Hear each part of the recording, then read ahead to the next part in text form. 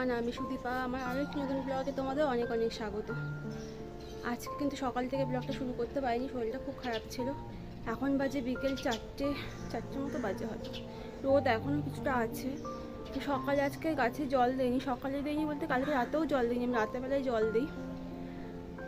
ওষুধে কালকে সকালে দিয়েছিলাম, মানে গতকাল সকালবেলা জল দিয়েছিলাম। তো এসে দেখছি গাছগুলো অনেকটাই শুকিয়ে গেছে।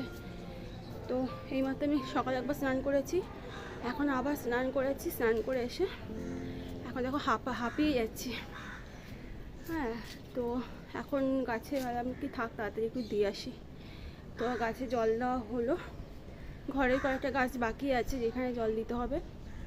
তো চলো এখন থেকে ব্লগটা শুরু করি। এখন যখন ছাদে এসছি, গাছে জল দিচ্ছি, তখন কিন্তু ওয়েদারটা বেশ ভালো। অল্প অল্প হাওয়াও দিচ্ছি, তোমরা দেখতে পাচ্ছ গাছগুলো নড়ছে।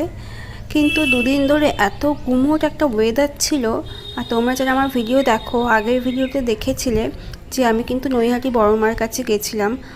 আসলে নৈহাটিতে যাওয়ার ইচ্ছে ছিল প্রায় অনেক দিন ধরেই, কিছুতেই সেটা হচ্ছিল না নানা কারণে। তার বিশেষ কারণ একটা ছিল হচ্ছে প্রচণ্ড গরম। আর আমার একটা সমস্যা আছে, যেই সমস্যাটা আমার মতো প্রায় অনেকেরই আছে, যাদের হচ্ছে ওই গাড়িতে বাসে উঠলে পরে মানে শরীরটা খারাপ হয়ে যায়। তার জন্য পার্থ খুব একটা কোথাও নিয়ে যেতে চায় না, বিশেষত গরমকালে। ও সবসময় বলে যে যেখানে যাওয়ার হয় শীতের সময় যাবে।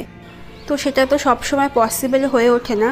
আর দেখো, কথা বলতে বলতে আমার এই গাছটা, মানে এত সুন্দর গাছটা, সারা বছর কিন্তু এরকমই দেখবে লাল হয়ে আছে। তো চলো, গাছে জল দেওয়া শেষ, একটু নিচে কাজকর্ম আছে। কাজকর্ম বলতে সেমন কিছু না, একটু জামা কাপড় গোছানোর আছে। তো সেটাই এবার করে নিই, তার আগে একটু জল খেয়ে নিই।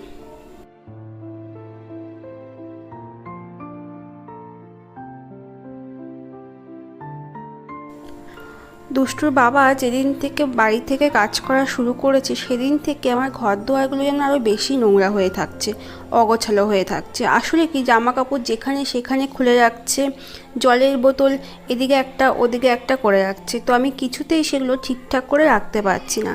আর দেখো, কতগুলো বিছানার চাদর কাচতে দিয়েছিলাম, তো সেগুলো একটু ভাঁজ করে নিয়ে, এর মধ্যে আমাদের আছে একটা আর মার দুটো আছে।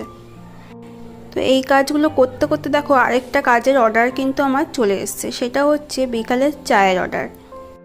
কিন্তু পার্থ বাড়িতে থেকে কাজ করাতে অনেকটাই আবার সুবিধাও হয়েছে, কিছু অসুবিধার মধ্যে। তার মধ্যে যেরকম দুষ্টুকে একটু পড়তে দেওয়া, তারপর ওর ক্লাসগুলোতে, মানে ক্যারাটে ক্লাস, সেগুলোতে যাওয়া না হলে তো ওগুলোতে আমাকেই ছুটতে হতো এই গরমের মধ্যে। তো সেই দিক থেকে কিন্তু অনেকটাই সুবিধা হয়েছে। আর দুষ্টুর এদিকে নাচ দেখো।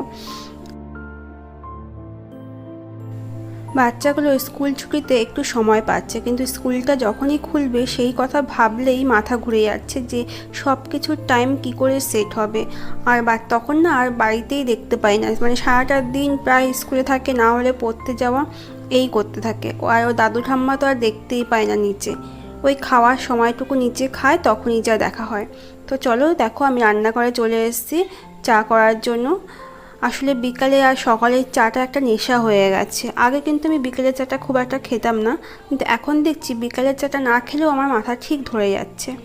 তো প্রথমে আমি 1 চামচ চিনি দিয়ে আমার চাটা নামিয়ে নেব, তারপরে পার্থর জন্য আবার অল্প একটু চিনি দেবো, কারণ ও চায়ে খুব বেশি চিনি খায়, যেটা আমি বারবার না করি যে একটু কম খেতে। কারণ বাড়ির প্রত্যেকেরই প্রায় সুগার আছে, আর কখন কার কী হয়তো বলা যায় না। তো দেখো, আজকে চায়ের সঙ্গে ভাবলাম একটু কফি মিশিয়ে নিই, তাতে ফ্লেভারটা অনেকটা ভালো লাগে খেতে। এই বিকালের চাটা না খেলে না যেন কেমন একটা মনটা করতে থাকে, যেন কত কিছু মিস করে যাচ্ছি।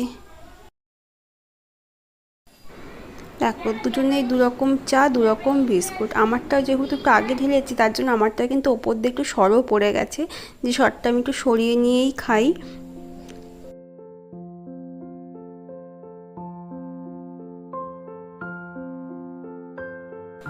চা খেতে খেতে মনে পড়লো ওইদিকে সন্ধে দেওয়ারও কিন্তু টাইম হয়ে গেছে। আমি এখানে সন্ধে দিয়ে ওই 6:15 নাগাদ কিন্তু সন্ধেটা হয়, কিন্তু সেই টাইমের আগেই মা অনেক সময় চলে আসে সন্ধে দিতে। তো আমি মাকে বলি যে তোমার দেওয়ার দরকার নেই, সন্ধে এখনও হয়নি, কিন্তু মা যেন একটু তাড়াতাড়ি চলে আসে সন্ধে দিতে। তো যাই হোক, আজকে আর আসেনি, আজকে আমিই দেবো। চলো সন্ধেটা দিয়ে দিই।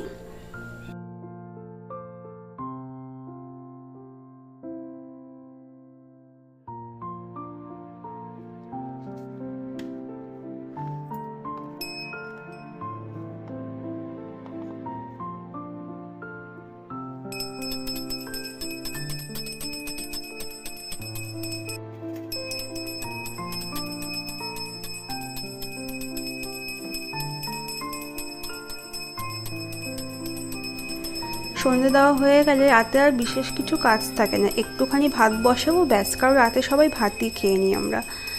তো চলো আজকে সন্ধে দিতে দিতে আজকে ব্লগটা এখানেই শেষ করছি। ভালো লাগলে অবশ্যই কমেন্ট করো, আর যারা নতুন তারা চ্যানেলটিকে একটু সাবস্ক্রাইব করে দিও।